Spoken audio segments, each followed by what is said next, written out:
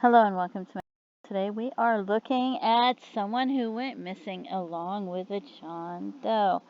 To me they look so similar, right? And they were found 20 minutes away from each other.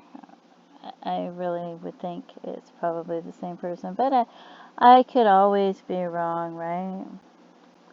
So I don't know how to pronounce his name. Hartanto Santoso. Anyway, it says he went missing February 19th, 2001. He's an Asian male. He was born in 1969. He was 31 years old when he went missing. The unidentified male is not coming up.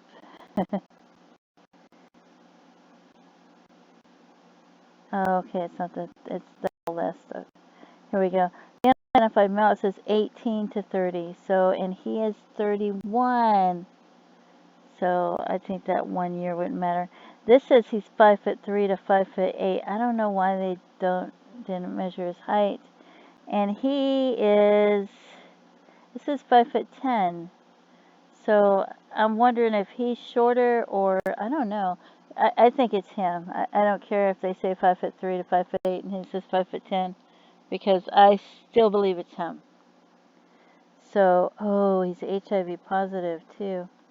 Dark green 1909 Ford Mustang that was accounted for. Brown hair, brown eyes. His nicknames are Toto, Marco, and Santos. He has a mole near his right eye. He is an Indonesian national. He was last seen at his apartment the evening of February 19, 2001. It's located near Four Cedars Apartments in the 10,000 block of Northeast 117 Court in Kirkland, Washington. Other residents of the apartment complex reported hearing breaking glass, banging, and thumping. Several screams at around 10:45 p.m. Several screams, and they're not even calling the police to try to get him help. And then he disappeared, followed by the sound of a car speeding away at approximately 11 p.m. Later, the front door to the apartment was found open. A cinder block had been thrown through one of the windows. Police found a great deal of blood and signs of burglary inside the residence, and more blood outside the apartment building, like they killed him and drug him away, but there was no sign of him. His car, a dark green 1909 Ford Mustang convertible with Washington state license plate number 146KYB, which is pictured with his case number, was later located at the Seattle-Tacoma International Airport parking garage. The parking receipt was time-stamped 11:51 p.m. The vehicle had a substantial amount of his blood inside and a bloody palm print on the outside, and there's no indication that Santos took a flight out of the airport, and his passport has not been used since his disappearance. So he disappeared about 11. They found the car at 11:51. This guy was found 24 minutes away. So if the time that he left, that he disappeared, wasn't exact, 51 minutes, yeah, that would be about the right amount of time. That would be right, the exact amount of time it would take to drive there and drop his body off and drive back to the airport. That's crazy if they threw him out. So I really think that's him. Let's see what else. Because he really didn't have time to get rid of the body. Okay, the vehicle had a lot of blood in it. No indication he flew out, of course. Later, a knife covered with his blood was found in Newcastle, Washington. Where is Newcastle, Washington? Right here is Newcastle. So, I don't know. I don't know if he got rid of the weapon then or if he got rid of it later. It's interesting. Okay. So, but he didn't really have time to get rid of the body, so. Off Interstate 405. 405. That's going this way.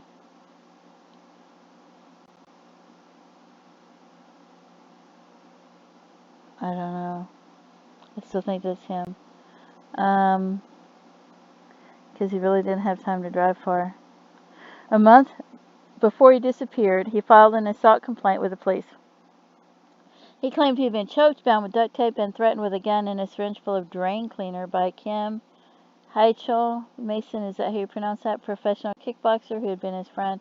A photograph of Mason is posted with his case summary. He's also known as Hiro Takeshi Reiser or Brian Allen Mason. I'm sorry if I'm pronouncing those wrong.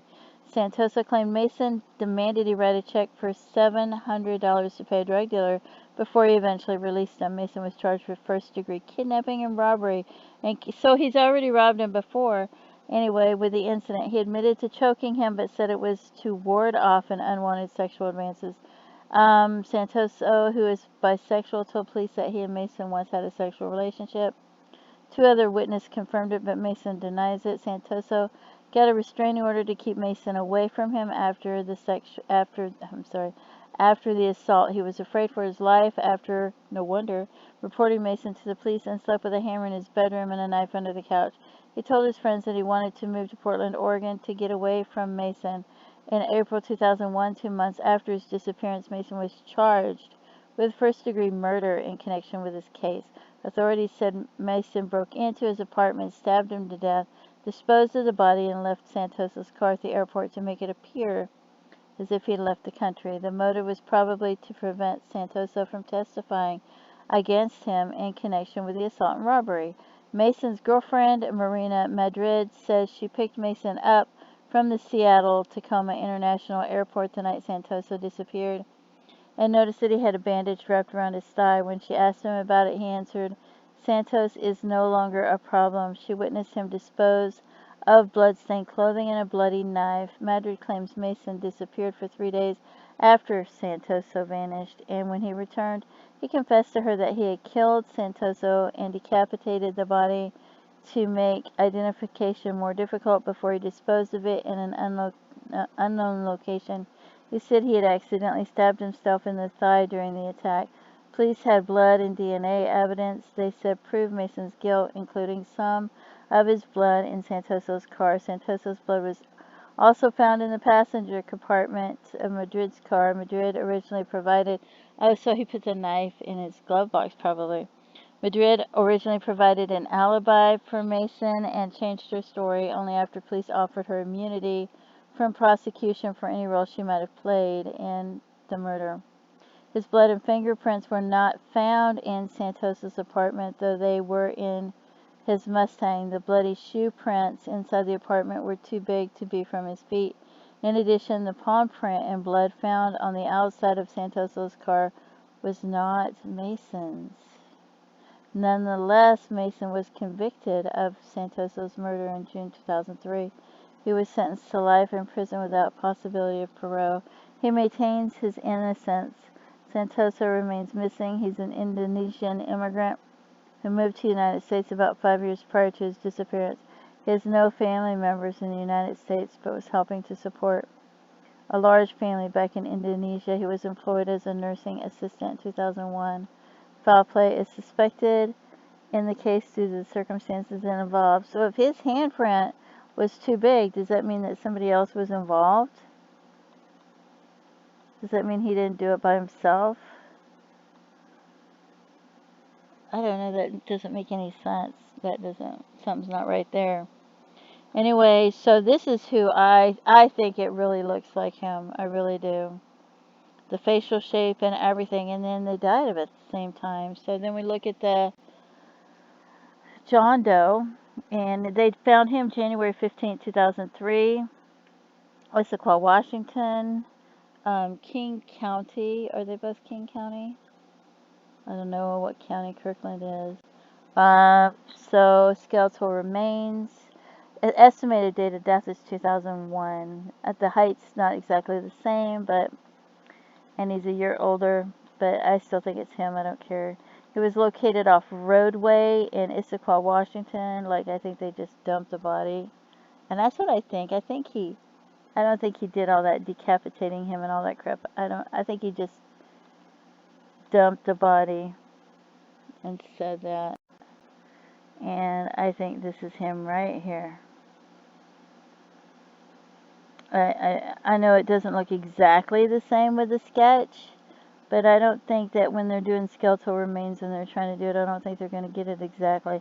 But look at the way the eyebrows go and the eyes and the hair, the way the hair goes, receding hairline and everything. And I know that somebody else would probably tell me they couldn't do that, but yeah, and the facial shape, I really think it's him. And if he smiles with that thin lip and it would look just like him. I'm sorry, I really think that's him.